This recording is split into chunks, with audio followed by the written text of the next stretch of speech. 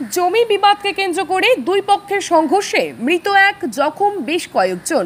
বুধবার সকালে ঘটনাটি ঘটেছে উত্তর দিনাজপুর জেলার ইসলামপুর থানার কমলাগাঁও সুজালি গ্রাম পঞ্চায়েতের মোলানি এলাকায়।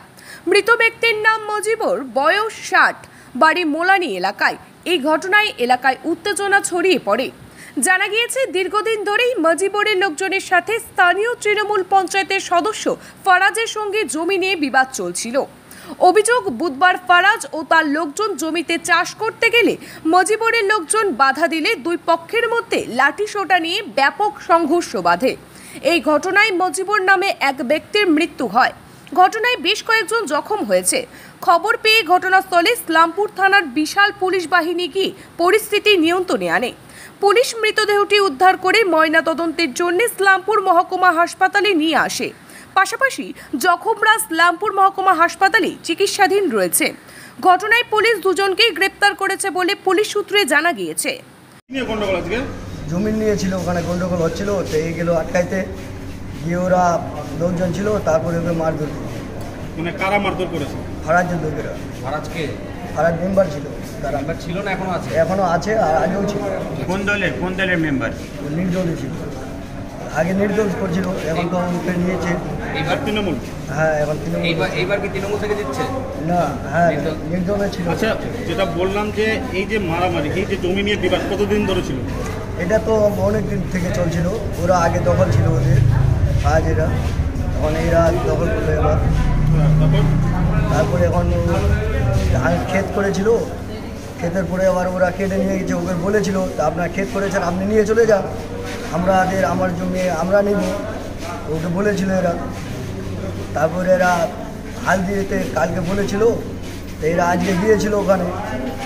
তারপরে যাচ্ছিল সকালে, তারপরে আটকে করার জন্য তাকে মারধর।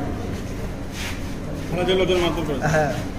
ফারাজ কি নিজেই ছিল উপস্থিত? হ্যাঁ, ওখানে সবাই ছিল। কারা ছিল? ফারাজ ছিল, তসলিম ছিল, এনামুল ছিল, ফারুক ছিল, আকাল ছিল, এনামুল ছিল, ফারাজের লোক। হ্যাঁ, ফারাজ, ফৈজুল, তসলিম আর ছোট ওদের ভাই। হ্যাঁ, ফারাজের ভাই মনসুর, ওরা ফারাজের ভাই ছিল।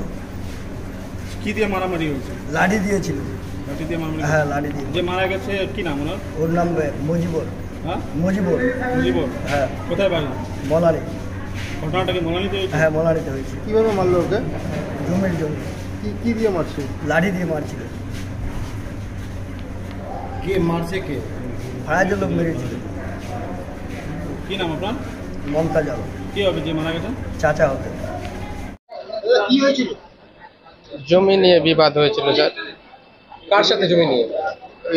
ফৈজুল আর সঞ্জু আর দাইমুল, শমসুল, সব। কতখানি জমি ছিল? জমি 5 বিঘা স্যার। 5 একর জমি? মানে 5 বিঘা। 5 বিঘা জমি। হ্যাঁ। কি কারণে ঝামেলাটা? মানে জমি নিয়ে কি সমস্যা হয়েছিল? জমিটা আমার স্যার। জমিটা আমার, কাগজপাতি সব আছে আমার। আচ্ছা। ও জবরদস্তি ওখানে যায় দখল করছে। কারা দখল করেছিল? ওদের লোকরা। ওদের লোক বলতে কারা? ও মজিবর, সঞ্জু আর ফৈজুল। ওরা কাদের লোক ছিল? না, আব্দুলের লোক তো নয়,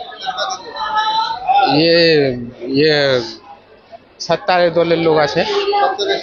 হ্যাঁ, তো দল তো একটাই না, দল তো দুইটাই তো না, দল তো একটাই। হ্যাঁ, আপনারা কাদের লোক? কে? দল তো আমার একটাই। কার কোন পন্থী? আমি তো কারো পন্থী নাই, মতলব আমি যাই কি বলছে ও মইনু বাবুর কাছে। মইনু বাবু। মজিবুর কেমন করে মারা গেল? ও তো কেমন করে মারা গেল, তো ও তো জমিও পাবে না, ও তো জমির કોઈ ফ্যাক্টরাই নয়। আচ্ছা, কিভাবে গেল ও জমিতে, কি মালো আমি তো জানি না কিভাবে। হ্যাঁ, মারপিটে কে মেরেছে, কে নিয়ে মেরেছে, ওটা তো আমি জানতে পারবো না। আমি সরে মাথায় চোট লাগে গিয়েছিল, ওরা মারেছে আমাকে। ওরা বলতে কারা? জাগির দলের লোক, জাগির সাঞ্জুর ছেলে। এনাম। দেখেন, আমি তো ইসলামপুরে ছিলাম, আমরাও সকাল সকাল শুনতে পেলাম যে আমাদের ওখানে একজন মোলানি গ্রামে একজন লোকের মার্ডার হয়েছে, তার নাম মজিবরের সঙ্গে ওখানকার কিছু মানুষের জমি নিয়ে একটা ঝামেলা ছিল। এটা পারিবারিক ঝামেলা, জমির ঝামেলা, এখানে পলিটিক্যাল কোনো ব্যাপার নাই।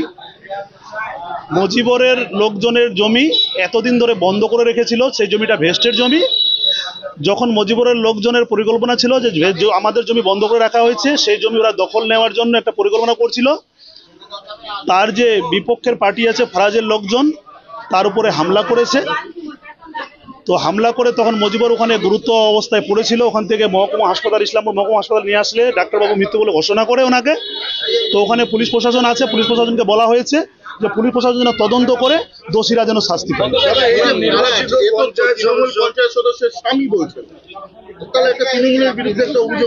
না, দেখেন, এখানে দলের কোনো যুক্ত নাই। নির্বাচিত সদস্য হচ্ছে হুসনারা বেগম, ওনার স্বামী হচ্ছে ফারাজ। উনি মানুষ যদি দোষী করে দলের দায় নেবে না, দলের কোনো দায় নাই, ওনার ব্যক্তিগত ব্যাপার।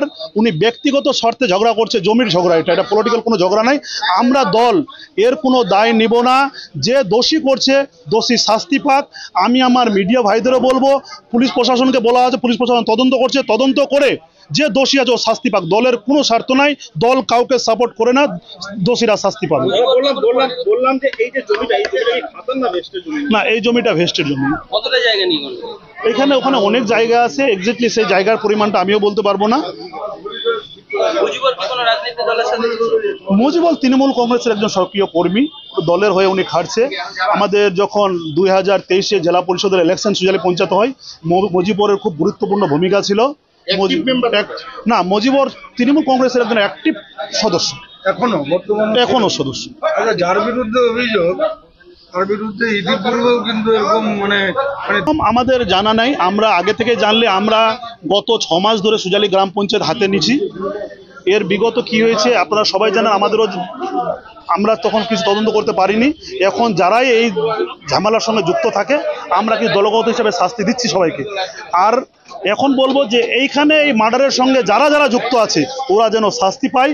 আমি প্রশাসনকে অনুরোধ করব, মিডিয়া ভাইদের অনুরোধ করব, আপনারা সেভাবে করবেন যেন ওনারা শাস্তি পায়।